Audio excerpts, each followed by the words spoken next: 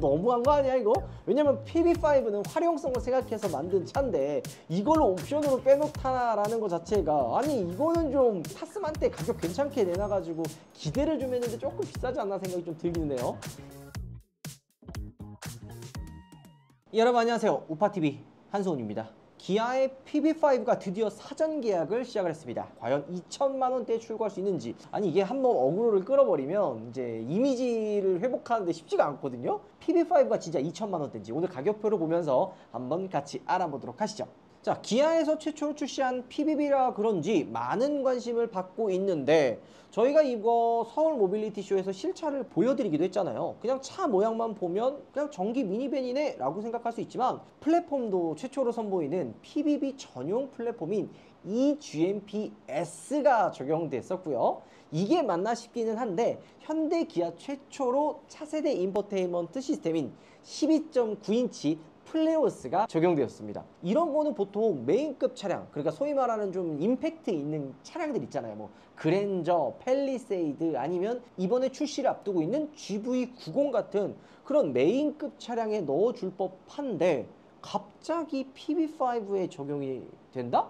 이건 좀 신기하죠. 자, 어쨌든 이번에 플레오스가 나오면서 이제 현대기아가 밀고 있었던 CCNC, 제네시스는 CCIC라고 하죠. 이것도 버려지는 거 아니냐 하시는 분들이 많던데, 이거는 제가 다음번에 현대기아 행사 가면은 관계자분들 만나거든요. 니네 플레이오스 나왔다며 이게 CCNC 버릴 거냐? 아니면 두 개 다 공존해서 같이 가져갈 거냐? 제가 꼭 한번 물어보도록 하겠습니다. 자, 어쨌든 PB5의 가장 큰 장점이 뭐예요? 엄청난 공간 활용성인 거 다들 알고 계시죠? 그리고 바디 부품이 모듈화 되어 있는 시스템이라 고객의 요구에 따라서 진짜 다양한 형태로 차를 만들 수 있는 것도 큰 장점이에요. 그러니까 커스터마이징 상품들이 엄청나게 많이 나올 것 같아요. 최근에 저희가 ST1 촬영하면서 진짜 원하는 대로 만들어준다. 뭐 뒤에 푸드트럭이 될 수도 있고, 적재함이 될 수도 있고, 사무공간이 될 수도 있고, 스튜디오 될 수도 있고 막 이렇게 이야기했잖아요. 그것처럼 소비자가 원하는 그걸 다 만들어가지고 커스터마이징을 해준다고 하는데, 이번 PB5도 이 실내 공간을 내가 원하는 대로 다 꾸밀 수가 있어요. 상품성이 많은, 그러니까 커스터마이징 제품들이 많은 차들이 나오면 또 이 제품을 만드는 업체들이 또 생겨나잖아요. 또 그 많은 업체들이 생겨나고 그 제품을 사주고 이러면 어때요? 내수경제가 활성화되니까 이 PB5 하나 출시된 것만으로도 경제를 살리는, 이 자동차 시장에 그런 좀 훈풍을 불 수 있는 그런 차가 생긴 거 아닐까라는 생각도 조금은 듭니다. 나름 내심 기대를 하고 있는 거죠. 자, 그러면 한국에 출시하는 이 PB5 어떤 스펙이고 가격은 어떤지 지금 한번 빨리 한번 살펴보도록 하죠. 광고비를 받지 않고 차라리 그 광고비만큼을 차값에 빼주세요. 그럼 얼마냐? 팰리세이드 하이브리드입니다. 66만 6,090원.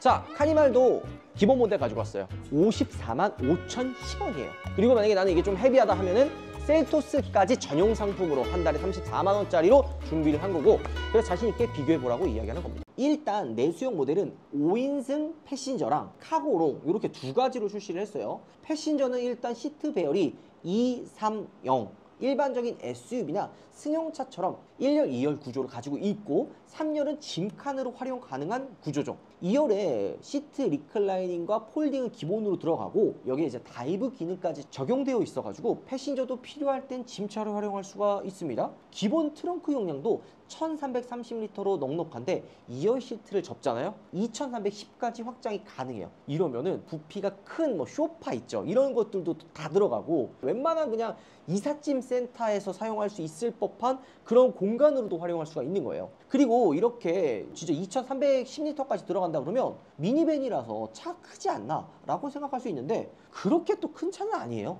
길이가 4.7m 조금 안 되고요. 폭도 1.9m, 그러니까 2m가 안 넘어가요. 그러니까 쉽게 비유하자면 이거랑 사이즈가 비슷한 차가 뭐 있냐? 스포티지랑 비슷한 크기예요. 대신 높이가 1.9m로 좀 높은 편에 속하죠. 휠베이스가 전용 플랫폼을 사용을 하면서 3m가 조금 안 되는 2995m인데 이거 엄청난 거예요. 스포티지랑 거의 같은 크기인데 스포티지 휠베이스가 2755mm거든요. 비교가 확 되죠. 작은 차지만 실내 공간을 엄청나게 뽑아냈다라는 게 바로 이 PB5의 가장 큰 장점입니다. 배터리도 원래 여러 가지 사양이 있는데 한국에서는 가장 높은 71.2kWh NCN 배터리가 적용이 됐습니다. 근데 요거 좀 말이 좀 있어요. 배터리 제조사가 좀 찾아보니까 한국 배터리가 아니라 CATL이더라고요. 뭐야? 한국산 배터리가 들어가는 줄 알았더니 갑자기 중국산 배터리가 들어가? 이거 동호회 반응 보니까 이거 CATL이라 그래가지고 계약 안 하시는 분들도 좀 있던데 이건 조금 놀랍습니다. 왜냐면 현대기아가 한국산 배터리를 다 넣는데 아니 왜 갑자기 이 중국 CATL 배터리를 넣는 건지. 이번에 이 GMP-S 플랫폼이 적용이 되면서 원통형이나 파우치형이 아니라 각형 배터리를 쓰는데 여기에 셀2팩 기술이 들어간 삼성 STI 배터리가 들어가지 않겠냐라고 많은 분들이 예상을 했는데 결국 CATL 배터리가 탑재가 됐습니다. 이건 아무리 봐도 금액대를 낮추기 위해서 CATL을 선택한 게 아닐까 싶기는 해요. 주행거리는 358km로 나쁘지 않죠. 가장 중요한 건 가격이에요. 지금 베이직 기준으로 패신저가 4,709만원 그리고 플러스는 5천만원부터 시작을 해요. 보통 친환경 세제 혜택이 가격이 들어가면 150에서 200만원 정도가 빠지니까 베이직에 한 4,500 그리고 플러스가 한 4,800 정도가 나오지 않을까 생각이 듭니다. 여기에 이제 보조금을 받으면 지역마다 좀 차이가 있겠지만은 패신저 기본 모델 같은 경우에는 한 3,000 중후반 그리고 이제 플러스 같은 경우에는 3,000 후반이나 4,000 초반에 나오지 않을까 생각이 드는데 이 정도 가격대면은 나름 괜찮지 않나 생각이 좀 들기는 해요. 왜냐면은 PB5가 또 ST1이랑 비교하시는 분들이 좀 있거든요. 물론 ST1이 좀 더 위급 차급이기는 한데 그래도 활용성이나 이런 걸 생각한다면 대안이 없었기 때문에 ST1을 이제 넘어가야 되시는 분들이 있었는데 이번에 PB5가 출시가 되면서 3천만 원 중후반에서 4천만 원 초반에 화물차 그리고 짐차처럼 쓸 수 있는 전기차를 살 수 있다? ST1 대안으로 PB5를 선택할 수가 있는 거죠. 그리고 우리가 지역별로 아직 전기차 보조금이 확정이 되지 않았기 때문에 천차만별이거든요. 요거 저희가 정리되면 한 번 더 정리해서 말씀드릴게요. 요거는 지역마다 다르기 때문에 꼭 한번 체크하면 좋을 것 같아요. 자, 그리고 가격이란 트림은 잠시 후 알려드리도록 하고요. PB5는 승합차라는 이유로 스타리아랑 비교하시는 분들도 있는데 스타리아는 아니에요. 아까도 얘기했듯이 ST1이랑 스타리아는 훨씬 차가 큽니다. 길이도 5.2m가 넘고 스타리아는 그리고 내연기관의 정통 승합차잖아요. 스타리아가 저렴하다고 생각하시는 분들이 좀 있거든요. 막상 비교해보면 그렇게 저렴하지도 않아요. 24년형 2.2 디젤 라운지 보면은 9인승 프레스티지 시작 가격이 3,780만 원이고 인스퍼레이션 트림은 4,000 중반부터 시작을 합니다. PB5가 보조금을 받으면 훨씬 저렴해지죠. 나는 약간 4인 가족의 패밀리카로 전기차를 사고 싶었는데 자영업자라 가끔 짐차로도 좀 필요하고 이러셨던 분들은 PB5가 엄청난 대안이 될 수가 있어요. 이거 약간 그 느낌이에요. 캐스퍼 카고 나왔을 때랑 레이 사시는 분들 중에 짐차로 활용하시는 분들도 있거든요. 이런 분들에게는 PB5가 또 대안이 될 수도 있겠죠. 또 한 가지는 렉서 스포츠 칸 같은 픽업 트럭을 사셨던 분들 수요까지도 PB5가 가지고 올 수도 있겠네요. 패신저를 봤다면 카고를 한번 볼까요? 카고가 원래 컴팩트랑 롱, 하이루프 이렇게 세 가지가 있었는데 내수형으로 롱 루프가 출시가 됐습니다. 카고 모델 적재 공간이 차 크기 대비 엄청나거든요. 길이가 2.2m가 넘어가요. 2255mm고 폭이 1565mm, 높이가 1520mm로 공간의 최대 적재량이 무려 4420L입니다. 이거 얼마나 큰 사이즈냐면 보통 화물 실는 분들이 큰 바레트 요게 좌우 폭 해가지고 한 1.1m 되거든요. 1.1m 규격의 큰 팔레트도 무리 없이 실을 정도로 엄청 큰 거예요. 적재고도 419mm, 그러니까 40cm가 넘게 확보가 된 거죠. 그리고 카고 모델은 배터리를 스탠다드로 선택할 수도 있어요. 스탠다드가 51.5kWh 배터리에 주행 가는 거리가 280km고요. 똑같은 MCN 배터리가 들어갑니다. 롱레인지는 패신저랑 동일한 72.2kWh 배터리가 들어가서 주행거리가 377km죠. 스탠다드가 280km면 나름 나쁘지 않은 주행거리긴 한데 이것도 소비자분들마다 좀 차이가 있겠죠. 나는 좀 주행거리가 좀 긴 차가 필요한 분들은 롱레인지 선택하면 되고요. 그렇지 않은 분들은 스탠다드를 선택하면 돼요. 스탠다드 베이지 시작 가격이 4,200만 원이거든요.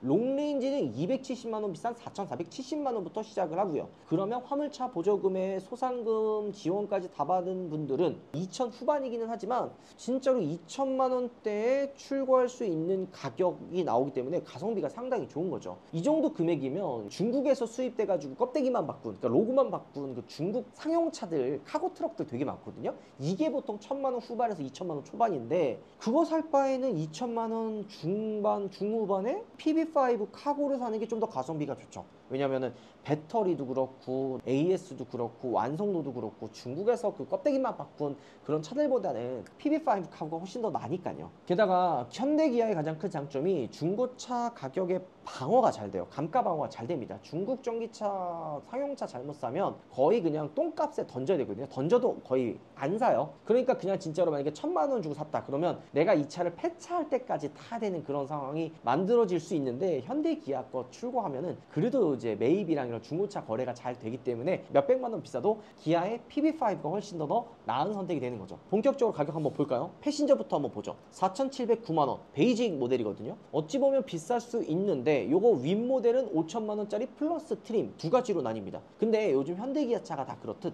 기본 사양이 정말 장난이 아닙니다. 중국 전기차 상용차 잠깐 얘기했잖아요. 이런 차들은 히트펌프도 안 들어가고 주행해보면 스티어링 휠도 막 정중앙에 안 와 있는 것 같고 방지턱이나 요철 같은 거 지나면 차가 그냥 부서질 것 같고 되게 뭔가 진짜 허접한 느낌인데, PB5는 겨울철 주행거리를 지켜주는 히트펌프가 기본으로 들어가요. 아까 스탠다드가 280km밖에 주행이 안 돼가지고 야 이거 겨울철에 주행거리 확 줄어드는 거 아니냐 라고 걱정하시는 분들이 있는데, 히트펌프가 들어가 있고 나름 그래도 이제 CATL 중국 배터리긴 하지만 NCM 배터리가 들어가거든요. 그렇기 때문에 이 주행거리가 280에서 확 떨어지지는 않을 것 같아요. 물론 그래도 겨울철에 짐을 많이 실으면 한 200 초중반까지는 내려갈 수 있겠지만 그렇다고 막 100km 중후반대로 떨어지지는 않을 것 같습니다.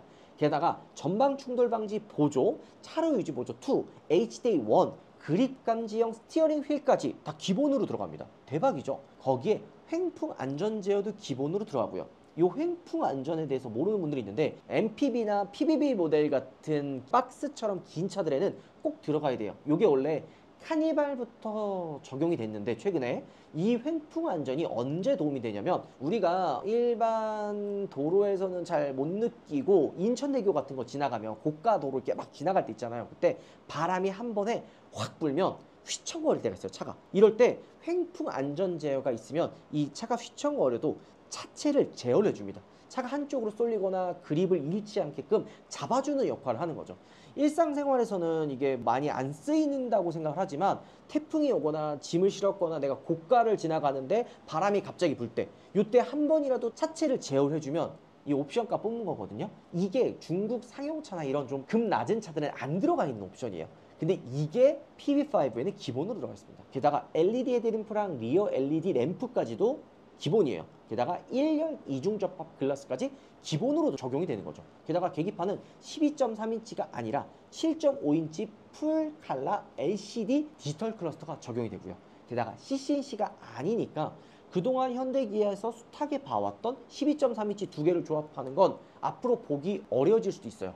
중간에 있는 디스플레이, 요거는 플레오스 인포테인먼트 시스템이 들어가기 때문에 12.9인치가 적용이 됩니다. 시트는 인조 가죽의 직물이 혼합된 시트가 기본으로 들어가고요. 1열 통풍 아쉽게도 없지만 열선 시트는 기본입니다. 그리고 2열에 6대상 폴딩 다이브 시트 요 기본이에요. 요게 PB5의 핵심이기 때문에 당연히 기본으로 들어가는 거죠. 게다가 편의사양도 스마트키, 프로토, 에어컨, 100W C타입 전자가 1열에 한 개가 기본으로 들어갑니다. 근데 물론 이거 전용 케이블 있어야 돼요.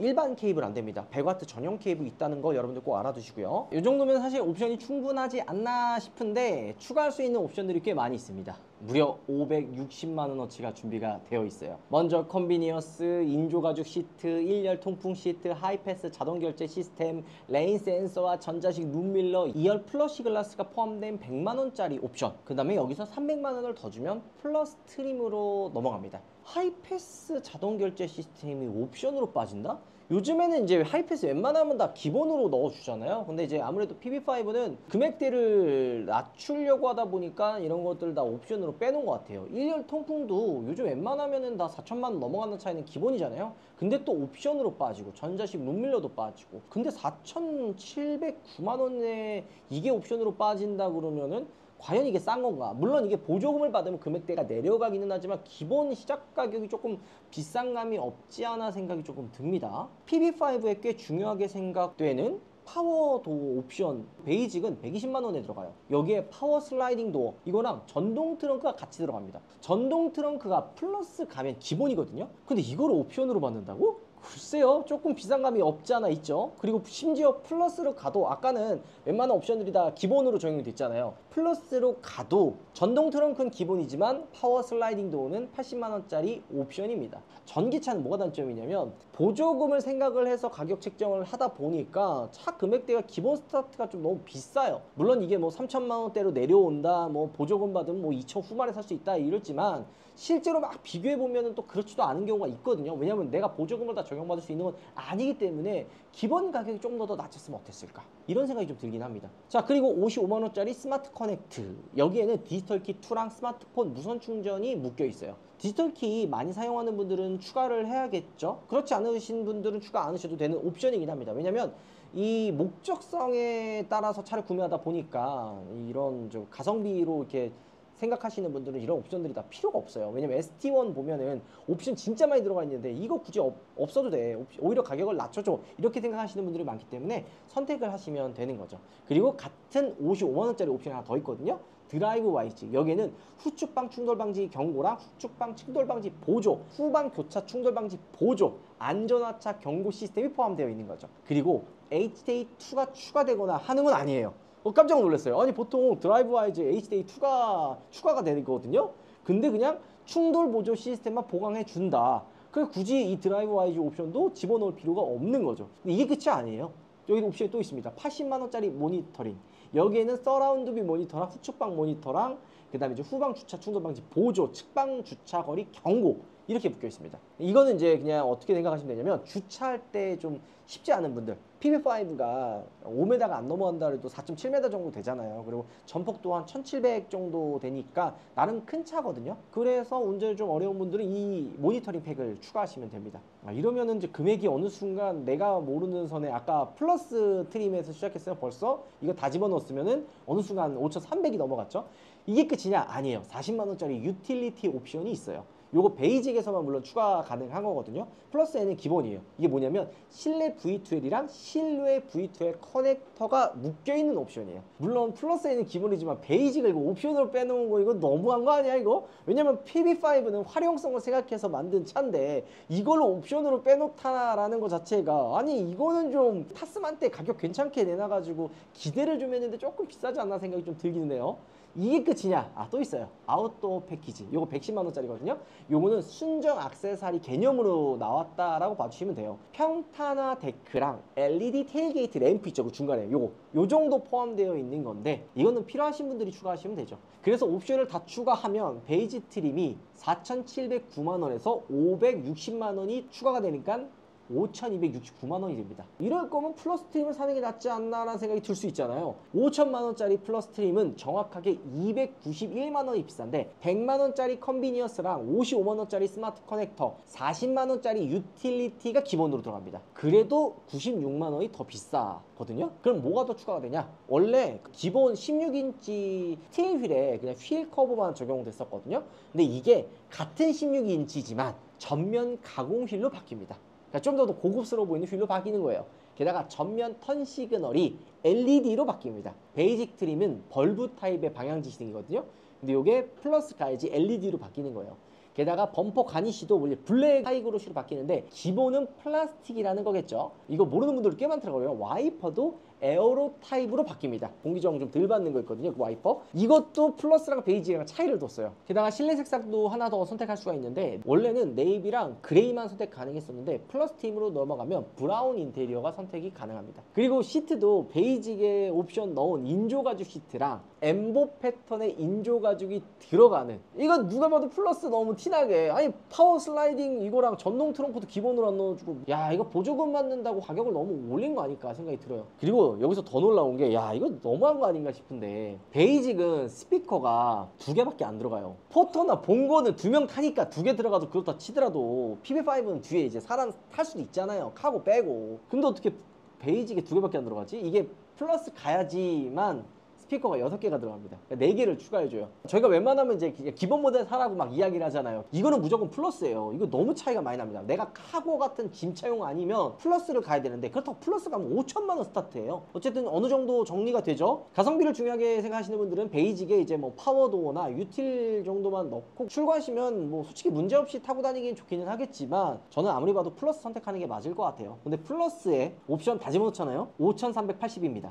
야, 쉽지 않네. 물론 뭐 보조금을 받으면 실구매가가 4천 초반으로 되기는 하겠지만 저는 가성비로 사실 이거 3천 중후반 생각했거든요. 근데 가격대가 4천 초중반으로 떨어지니까 이거 조금 애매한 느낌이 좀 없지 않아 있기는 있습니다. 이게 왜 중요하냐면 전기차가 요즘에 가격이 진짜 괜찮지 않으면 안 팔려요. 상품성 결국 가격과 직결되기 때문에 가격이 좋아야 되거든요. 근데 이 가격이면은 과연 잘 팔릴까? 조금 걱정되기는 합니다. 자, 그 다음 카고 한번 가격표 보도록 하죠. 베이직의 스탠다드, 그러니까 배터리 좀 작은 거, 요게 4,200만 원이에요. 약간 이거 그냥 사라라는 느낌이네요. 요거는 그냥 화물차에 소상공인 보조금까지 다 받을 수 있는 분들이면 실구매가가 진짜 2천 후반 나옵니다. 이러면은 또 얘기가 달라질 수가 있죠. 카고는 실구매가가 진짜 2천 후반으로 살 수 있기 때문에 가성비로 접근할 수가 있습니다. 게다가 기본 사양도 패신저처럼 똑같아요. 차로 유지 보조 2, 그립 감지 스티어링 휠, HDA 1, 이거 다 기본이에요. 옵션이 아니 패신저랑 카고랑 별 차이가 없어요. 대신 다른 컬러 선택이 안 돼요.